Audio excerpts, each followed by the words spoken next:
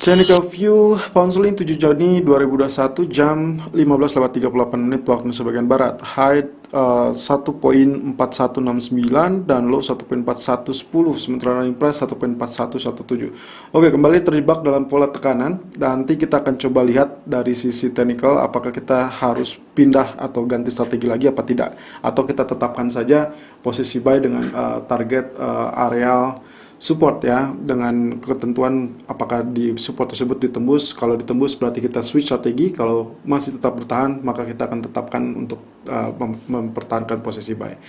Nah, salah satu alasan kenapa menjadi buy itu dikarenakan pola penurunan sebelumnya, ya ini pasca penembusan ya dari area support, kemudian juga bearish candle di hari Kamis, di hari Jumatnya hampir bisa dibilang menutupi penurunan yang terjadi di hari Kamis. Jadi inilah sebabnya bentuk candle ini cenderung membentuk piercing line. Jadi seharusnya dia akan terjadi kenaikan, walaupun ya memang yang harus dijadikan catatan adalah kenaikan pun mungkin hanya mentok-mentoknya di 1.4220.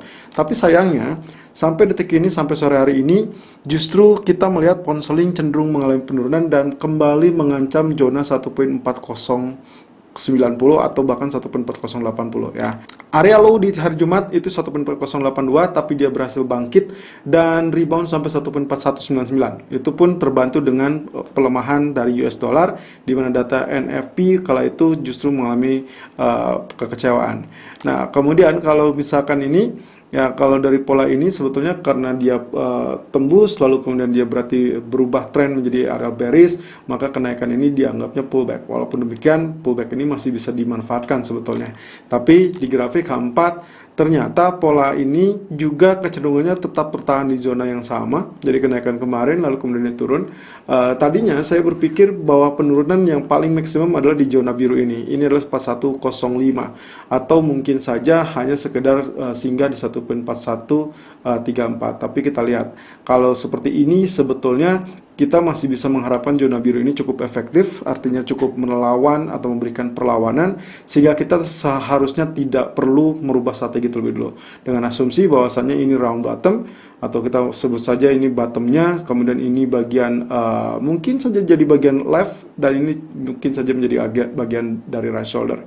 Jadi ini bagian head, left shoulder, dan ini right shoulder, lalu kemudian neckline akan berada di 1.4185. Artinya kalau ini sampai bangkit dan membalikkan keadaan dan lewat areal tertinggi yang sekarang tercipta, maka neckline 1.4184 akan sangat layak menjadi tinjauan kita, kemudian berharap untuk reverse kembali. Tapi juga kendalanya kalau kita masih tetap menggunakan trendline ini, maka acuan kita resisten 1.4212 atau 1.4220 itu akan menjadi jegalan. Jadi seharusnya kalau memang ini menjadi double atau mungkin saja jadi head and shoulder atau inverse head and shoulder lebih tepatnya, maka neckline harus tembus 4185 dan mungkin saja harus menerobos 1.4220. So, area awal untuk lakukan buy masih tetap seperti tadi pagi 1.31 atau 1.4130 dan 1.4145. Saya asumsikan bahwasanya sampai saat ini kita masih float dan target pertama adalah 1.4180, atau mungkin Anda bisa turunkan sedikit di 1.4175 ya, ini untuk mengantisipasi in case ternyata neckline agak sulit untuk diterobos.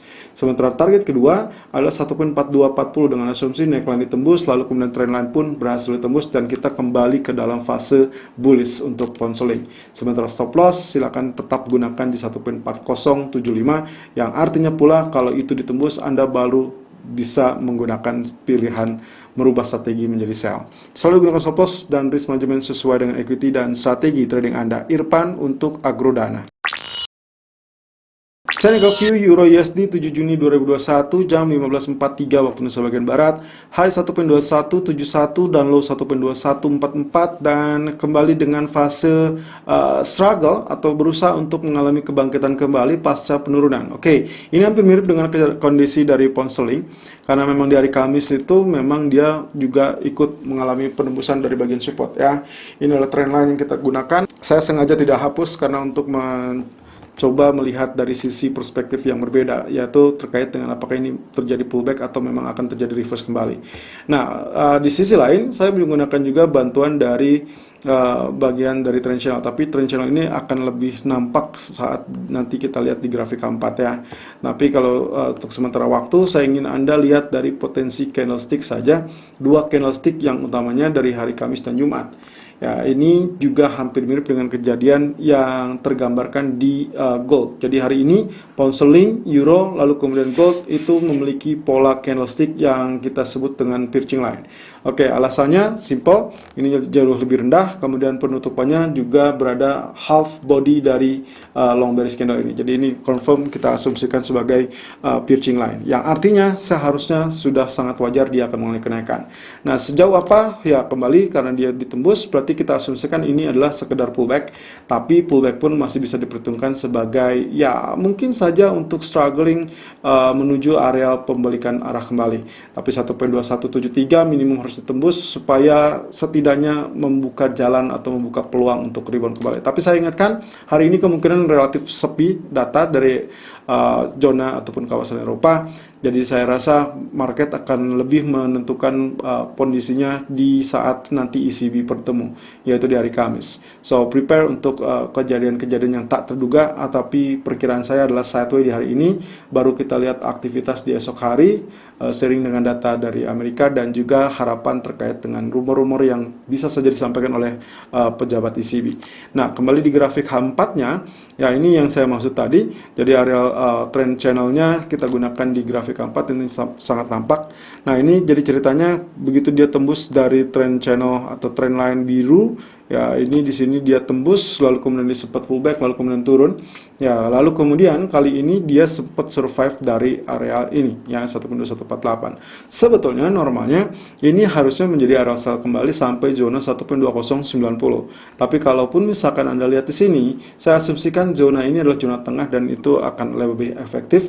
Dan sementara waktu trend channel untuk yang terbaru, area yang paling layak adalah yang bagian ini. Lalu kemudian saya asumsikan dia mengalami kenaikan terlebih dulu.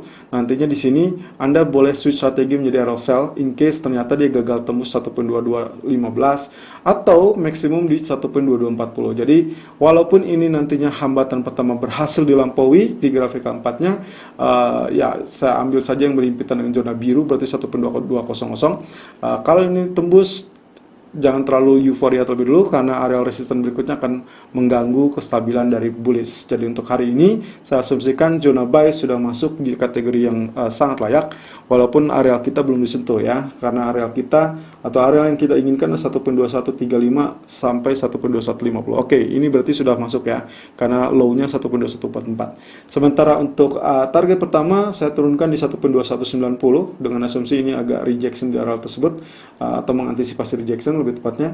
Kemudian target kedua maksimum di 1.2245 atau bisa Anda turunkan di 1.2235. Nah, kemudian untuk stop loss-nya sendiri saya asumsikan 1.2075, karena kalau misalkan ini tembus berarti kita akan melihat lanjutan penurunan.